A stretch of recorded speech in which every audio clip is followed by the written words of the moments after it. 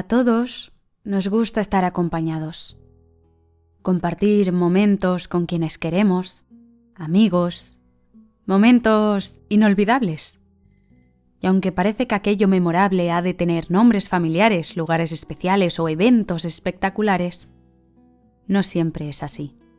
Puede que estés pasando por un momento de soledad, que vivas en el extranjero, lejos de tus amigos. O quizás solo te estés haciendo adulto y te estés dando cuenta de que tu mejor compañía es ahora el silencio. Por eso no merece la pena salir de casa, no sin un motivo, y aún menos en esos días grises o de frío. Aún así, es inevitable no poner un pie fuera de tu guarida para cumplir con las tareas de tu monótono día. Y ahí lo ves. Las risas de un grupo de amigos con la brisa veraniega o a dos chicas contándose sus secretos en el banco del parque. Tu corazón se encoge y tu respiración se detiene, momentáneamente. Algo está mal, aunque no puedes ponerlo en palabras. No sabes describir esas emociones que determinan que algo ha de cambiar. Te has familiarizado demasiado con la soledad, en el sentido más pernicioso de la palabra. Ha depauperado la calidad de tu vida paulatinamente, y tú le has dejado. Quizás enmascarado de descanso o de querer tranquilidad tras una ardua semana. Las horas se vuelven días y los días semanas. Y sin quererlo, ya son meses los que han pasado sin nada reseñable. Llamas a tus amigos, están lejos. Afortunadamente la tecnología te los acerca un poco, pero no tienes nada que contar. ¿Y qué te cuentas? Nada, todo bien. Bueno, como siempre. Un como siempre que te gustaría que cambiase. Que fuese un poco más impredecible y aventurero. Pero hay algo que te dice que las cosas son mejores cuando se comparten, donde el recuerdo queda grabado en la memoria conjunta. Por eso, siempre esperas a alguien para cumplir con lo que quieres hacer. Pero, ¿por qué no ibas a hacerlas tú? Solo. Sin nadie mirando. Sin detener tus planes por un percance abrupto o inesperado. ¿Por qué no solo? Verás, me he pasado la mayoría de mis 20s esperando.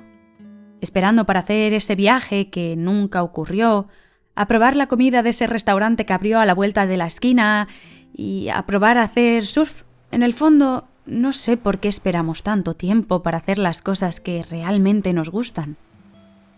Quizás nos da miedo que nos vean solos y que piensen que no tenemos amigos. O quizá pensamos que será más divertido hacer eso con alguien. Pero la realidad es que ese momento nunca llega. Y para cuando te das cuenta, todavía no has visitado ese lugar. Y jamás podrás comer en ese restaurante porque lo han cerrado. Y surf, bueno, lo podrías hacer, pero te duelen demasiado las rodillas de cuando te dio por salir a correr en un arrebato de tomar el control de tu vida. Es por eso que en este 26 cumpleaños me prometí algo. No volver a esperar a nada ni a nadie. No esperar a tener más dinero, ni a alguien demasiado ocupado que nunca hará hueco en su apretada agenda por mí. No esperar para que las excusas me pillen ya haciendo las cosas, sola. Así que he creado este plan, un plan para demostrarme a mí misma que sola también puedo hacer cosas como volver a grabar vídeos, bañarme en la playa por la noche, llevarme a ver una puesta de sol, leer fuera de casa e ir a una cafetería. La primera creo que ya la puedo hacer sola y lo he demostrado, así que vamos a tacharla. Quizás no son los planes más ambiciosos del mundo, pero son los que, pese a que puedo hacer, busco excusas sin cesar para evitarlos.